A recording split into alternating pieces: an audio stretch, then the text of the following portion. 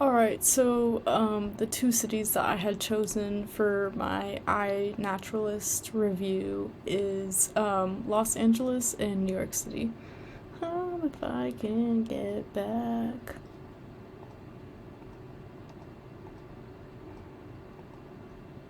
Alright, well, let me pull up my notes because that'll probably be better.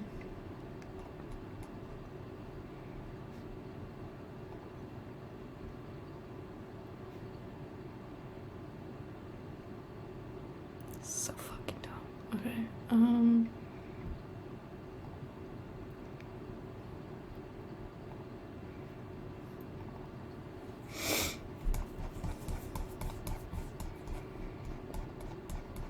Alright, so this goes more into detail with my results.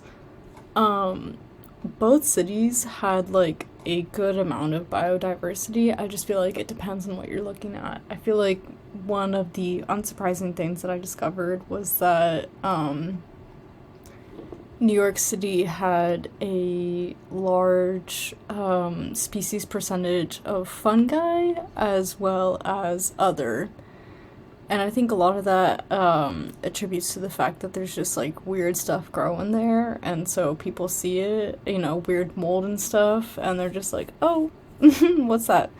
Um, in LA, I don't really think it's that much cleaner. I just think that things are way more spread out. So it's like a little bit of a different story. Um, when we look at pie charts, we can see that like the plants were the biggest percentages for when it came for proportion of species, and I think that's just due to the fact that like people, it's so easy to spot plants and be like, hey, what is that? Hey, I don't know what that is. Especially because there's so many different types of plant species that look alike but are different from each other. I think the second one being between invertebrates and chordates or chordates, I'm not 100% sure. Again, those are just things that are easy to see. It's way harder to see like fungi, protista, and other stuff. So,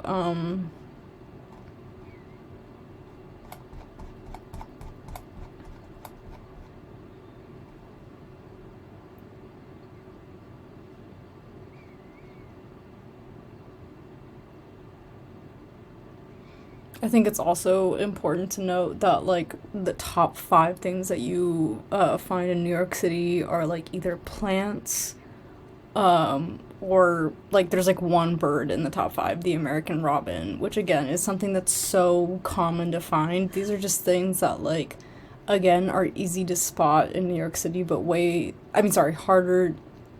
They're easy to spot in New York City in comparison to like the animals such as the lizards and bees and squirrels and finches that you would find closer to LA. As, I, the parks in New York City, like all the destinations on iNaturalist that you can spot out, they're all isolated to all the little parks that they have.